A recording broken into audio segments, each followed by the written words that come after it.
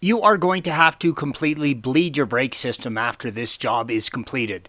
Do not try and drive the vehicle without completely bleeding the system, including activating the ABS pump with your scan tool. The brake booster is located under the front trim panel, red arrows.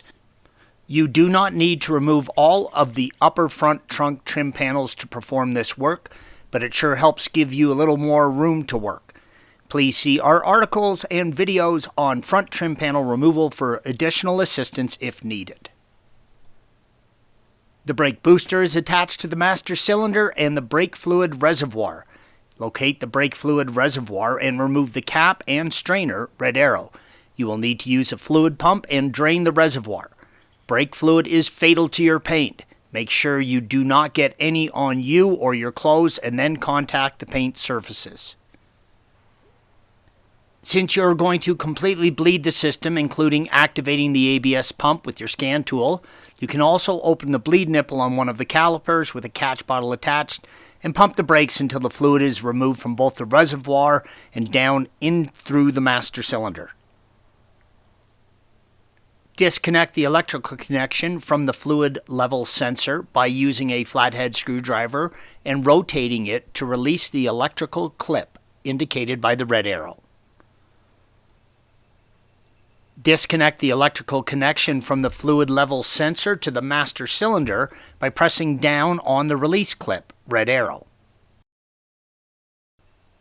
Use a 5.5mm socket to loosen the fastening screw holding the reservoir to the master cylinder.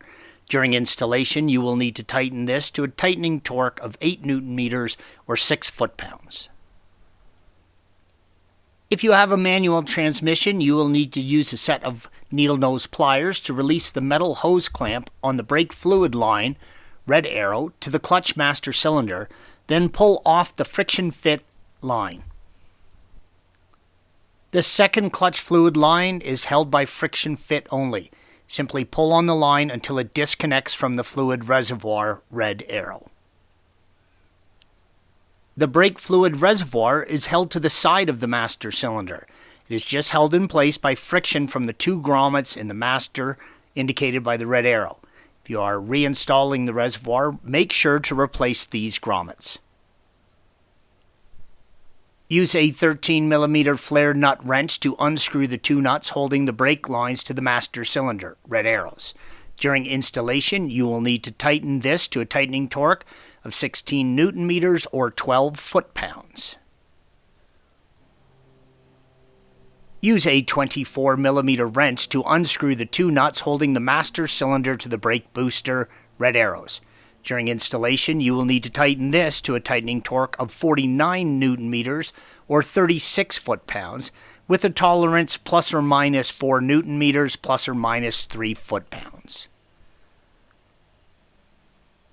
The master cylinder can now be pulled out from the brake booster.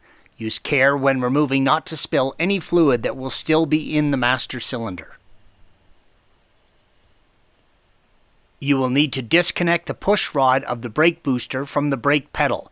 Do this before removing the bolts holding the booster to the chassis. You will need to use Porsche unlocking tool 9767 to accomplish this. Guide the unlocking tool onto the ball joint of the push rod, red arrow. Press together the unlocking tool to separate the ball joint from the securing clip behind the pedal. Make sure to pull the pedal towards the driver's seat while performing this task, as without the booster attached to the master and fluid in it, the pedal will not provide the needed resistance and will just freely hang towards the floor. Disconnect the vacuum line from the brake booster, red arrow. Use a T20 torque and loosen the two long screws holding the booster, red arrows. During installation, you will need to tighten this to a tightening torque of 23 Nm or 17 foot-pounds. You can now remove the booster from the vehicle. Installation is the reverse of removal. You're going to have to completely bleed your brake system, including activating the ABS pump with your scan tool to complete this job. Do not try and drive the vehicle without completely bleeding your brake system with your scan tool. Thanks for watching.